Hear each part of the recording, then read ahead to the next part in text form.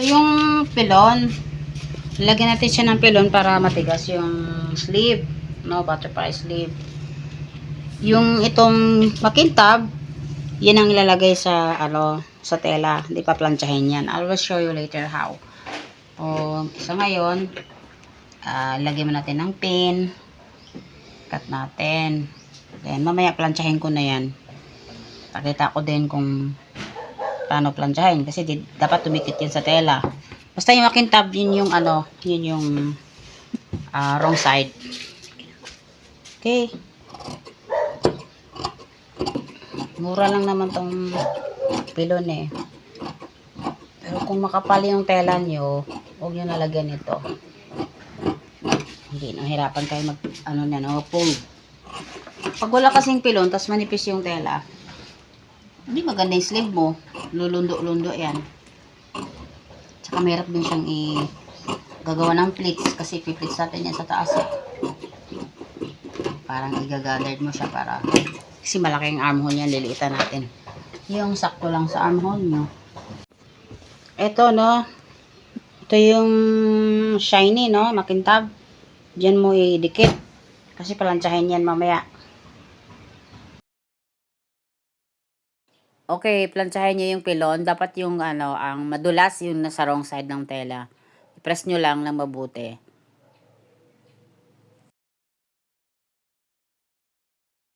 I-edging nyo yung arm girt nyan para malinis. Kasi sasarado nyo yun mamaya eh. So, yun ang gagawin nyo. I-edging nyo mabuti.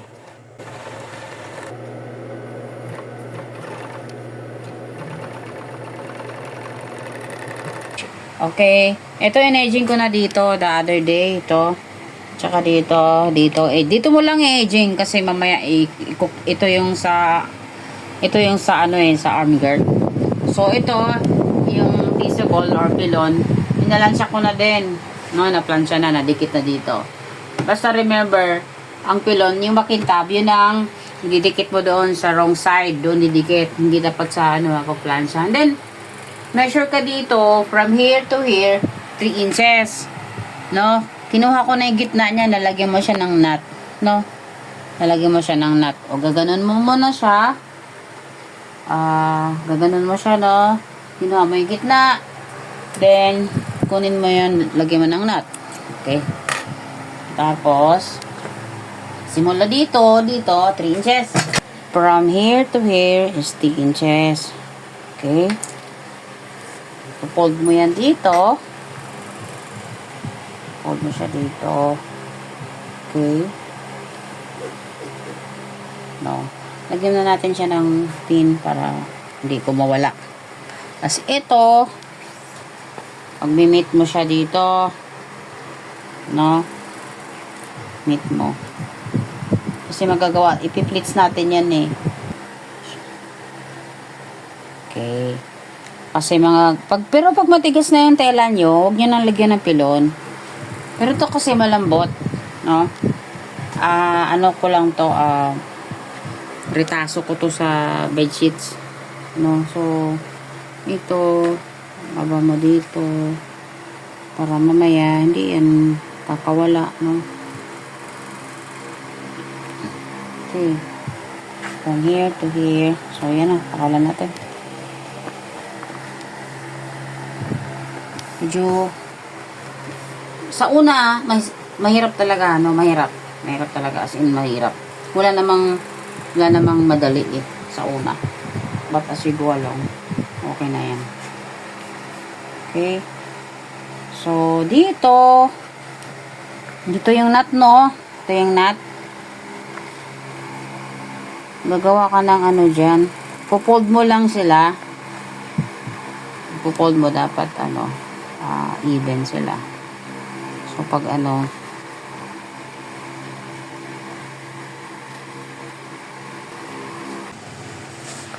na, doon natapos natin sa kabila. Dito naman sa kabila. Okay, kung yung doon papasok, papunta siya dito, 'di ba? Yung plates papunta doon. So the same thing, gaganon mo siya para magsasalubong sila, no? So, pag laruin nyo lang yan, no? Laro-laruin nyo lang yan. Sa una, syempre, tiyaga-tiyaga lang. Walang tiyaga, walang nilaga. Okay? Ito na, di ba kanina ginawa natin dito sa kabilang side? Dito naman, same thing. Kung ilang plates dito sa kabila, pareho din dito sa kabila. Like ito, 7 plates ginawa ko. Yan. So, tatandaan nyo, magnanat kayo dito So, ito, 1, 2, 3, 4, 5, 6, 7. Ito naman, 1, 2, 3, 4, 5, 6, 7. So, tama, di ba? Pareho sila.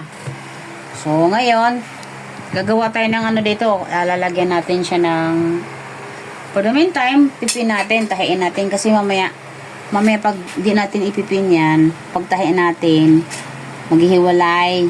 So, ang ginagawa kong yan, tape Mas okay siguro yung tape. Diba? Okay.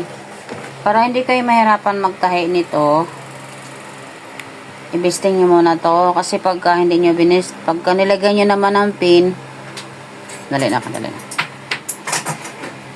Pag nilagay nyo naman ang pin, matusok naman kayo. Pag tinahi nyo, so, ibisting nyo muna. Ganon din ginawa ko dati. Ibisting ko siya. Mahirap to gawin. Kaya nga mahal ang singil nito. Kasi Filipiniana sleeve is really expensive. Kasi nga mahirap gawin. Hindi siya madali. Tanggalin natin tong pin kasi tanggal natin yan. So ito, dito tayo mag-start. Medyo hinay-hinay lang.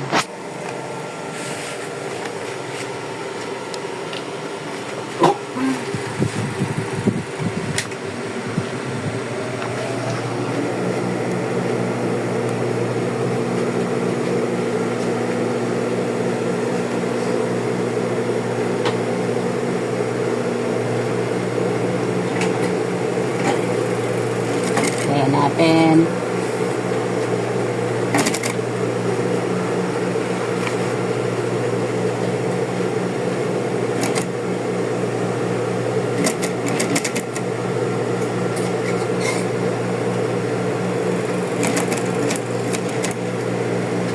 Gugupitin naman yan mamaya So,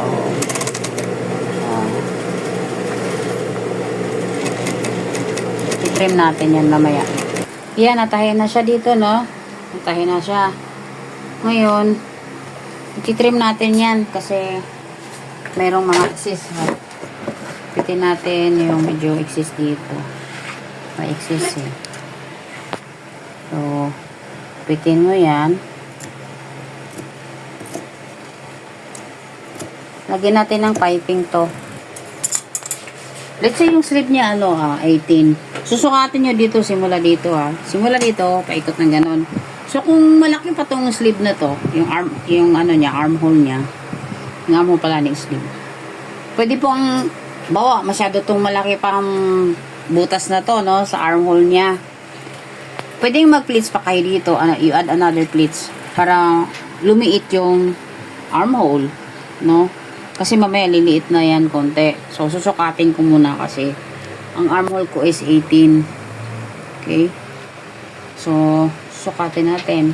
Cut tayo ng bias para dun sa piping. Dun sa 1 inch na lang. I think. 1 inch na lang. Masyadong malaki yung mamadali Okay.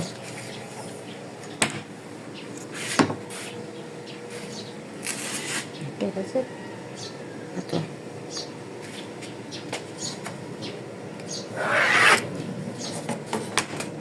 Okay, let's cut. Kahit kung wala na kayong ganitong tela, katulad ng sleeve, pwede naman plain kasi hindi naman yan makikita Pwede naman plain or the same color na white. Ang dominant kasi nito is white. So, white ang gagawin nyo. Pwede ring pink. Kasi sa ilalim naman siya. Ito yung wrong at saka right side together nyo kasi gusto ko dito siya sa ibabaw. So, ito ka na mag-start. Tahiin nyo lang I think 2.8 lang. 2.8. Huwag yung 1/2. Kasi maliit lang yung ano ko, piping ko. 1 inch lang eh. So, ang kain nyo is 2.8.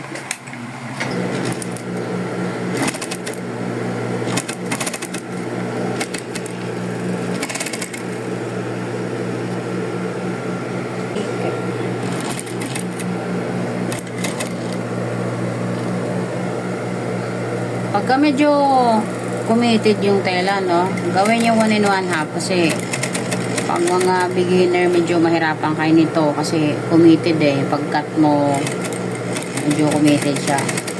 Maingat kayo sa pagsukat kasi minsan pagsukat is hindi mo na, pagdating sa gitna hindi mo napansin, oops, umano pala.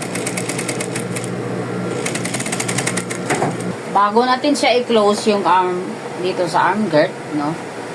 Bali, i-fold nyo muna to dito, yung allowance niya. Kasi ang allowance ko is 1 inch. So, yung mga beginner, sukatin nyo muna kasi naglagay ako ng 1 inch kanina dyan eh. So, yan. Magtahid ka dyan ng 1 inch. Siyempre. Tapos, yan. Ngayon, sarado natin to ha. Ito. Penta, sarado natin. 1 inch din dito. Siyempre, lalak nyo yan.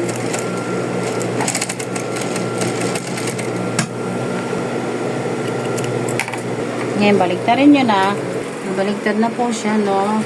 So, ito. Ito na siya. Yeah, ready na siya. Okay. Lagyan nyo na lang, i-attach nyo lang to sa sleeve niya, no? Dito sa damit. Attach nyo lang. So, ayan na yung armhole nyo. Kung anong armhole nyo, babawasan, gagawa kayo ng more on pleats para lumiit yung armhole. Pero, yung armhole ko kasi 18. So, nag-ano na siya kanina. So, kung kulang pa yan, so, ganito nangyari niyan. Ganyan na itsura niyan. Yan. Diba? Suot natin kay Hana. Yan. Ayan na siya. Mahaba yan. Hindi naman kasi bali, gaganyan mo na yung sa damit niya. Pwede din lagyan mo ng garter. Ito na yung finished product. Please follow and subscribe. I hope you like it, guys. Thank you.